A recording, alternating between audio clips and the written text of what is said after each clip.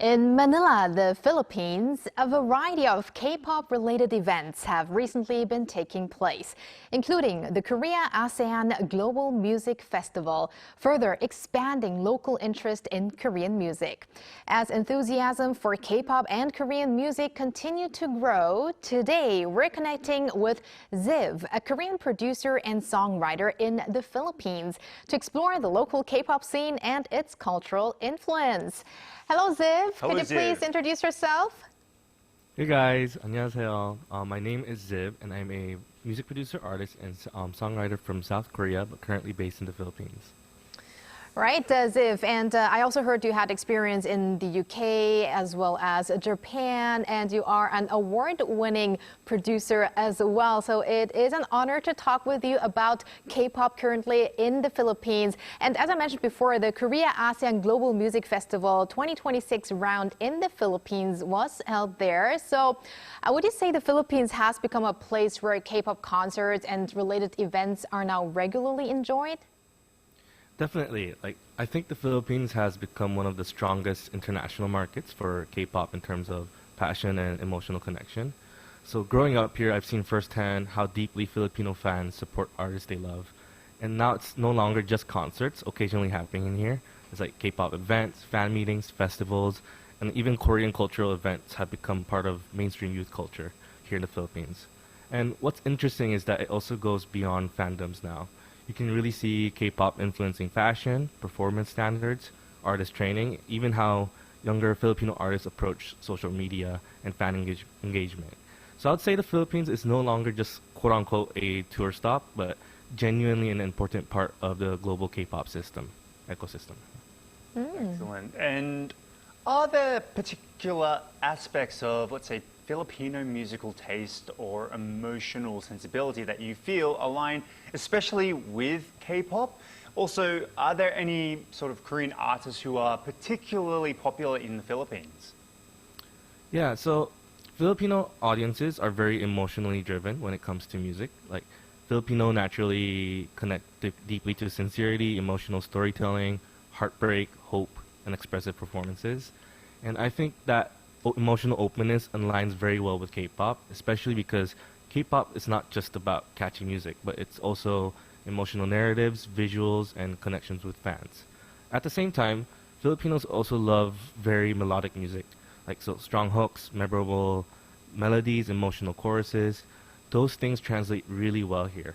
And in terms of artists, groups like BTS, Blackpink, 17, Twice, and even like New Jeans before have all had huge impacts in the Philippines.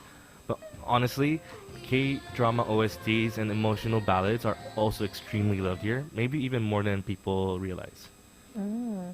Well, no wonder these OSTs, these soundtracks are very popular because you mentioned there's a big stress on emotions in Filipino music. But Ziv, Filipino music and K-pop likely differ in their production styles. So beyond emotional expression and sound, what differences do you see in terms of song structure and production systems? I think one of the major differences is the production system itself. So K-pop is incredibly systemized and collaborative. Like, you get often multiple writers, producers, arrangers, top-line vocalists, like choreographers and visual teams all working together very early in the process. The level of structure and long-term planning is extremely high in K-pop. In the Philippines, music creation tends to feel a bit more personal and artist-driven emotionally. Like, many songs are still built from songwriting traditions centered around acoustic instruments, live performances, and lyrical sincerity. And sometimes songs are written more organically rather than through large collaborative camps. Structurally though, K-pop songs also tend to evolve constantly within one track. So there are often genre switches, dynamic arrangement changes, and like very detailed production layers, while Filipino music generally prioritizes emotional flow and vocal storytelling more directly. Neither is better, they're just very different creative philosophies. That's a very good comparison. I never thought of it that way. But through your work in the local music industry, have you noticed moments where, let's say, K-pop is influencing the Philippine music scene or at least local artists? Absolutely. Like, I think the influence is very visible now, especially among younger artists and especially in the growth of the P-pop scene, which is the Filipino P-pop scene. You can see it in their performance training, like visual concepts, choreographies, styling, content creation, and even fan culture. But I think what's most interesting is how Filipino artists are beginning to adapt those influences into something more local instead of simply copying K-pop directly. So for example, many artists now combine the performance quality and production ambition of K-pop with Filipino emotional storytelling and language.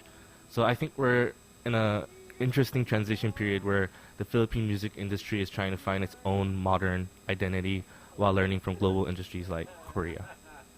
Right. And when comparing Korean idols or artists and Filipino idols or artists, what do you think is the biggest difference? I think the biggest difference is probably the training system and industry structure. So Korean idols often go through very intense and structured training environments for many years before debuting. So there's a very high emphasis on precision, discipline, synchronization, and consistency. While Filipino artists, on the other hand, often go through live performance culture, church background, and emotional connections with audiences. So because of that, Filipino performers tend to feel very emotionally expressive and natural on stage. I think Korean artists are incredibly polished technically, while Filipinos often have a very raw emotional sincerity. Ideally, I think the future is finding a balance between both strengths. I like how there's how the key word with Filipino music seems to be emotions, really. But you have a variety of music background in different countries and different cultures. But Ziv, have you had any experience working on Korean songs? And also, are there any Korean music producers or K-pop producers whom you personally admire or have been influenced by? So yeah, I've had opportunities to work with Korean artists, writers, and producers before. And I've also participated in lots of songwriting camps connected to companies like SM and JYP. Some of the projects I've been involved with are unfortunately still under NDA, so I can't speak about them publicly yet. However, I do have a upcoming project connected to a major K-pop group, and I'm super excited to talk about that, and I hope I can share more details about it in the future. In terms of like producers, I really admire producer artists like Jiko, Chan-hyuk Lee from ArirangNews, and also Kenzie. She's the producer for SM before. And I think they all understand how to create music that is commercially impactful while still emotionally memorable and artistically distinct. And that's who I want to become as a producer as well. And Ziv, we do still have a minute or two left, so I would like to ask you, are there any songs of yours that you would like to recommend to our K-Culture Dive viewers? This is your moment. Yeah, actually, so I work with a P-pop group here for my first song ever. It's called Walkie Talkie. It's with a group called Kaya. They're a Filipino-based P-pop group, and I feel like it's a heavily K-pop influenced song with the emotional sincerity of the Filipinos. So I found that balance in that song. All right. We're going to make sure to listen to that. And thank you very much, Ziv, for connecting with us today. And we wish you the best with your music career and hope that you can connect more people together through your music. Thank you very much. Thank you. Thank you guys so much. And thank you, Walter. As always, we're going to have you back here tomorrow. See you tomorrow.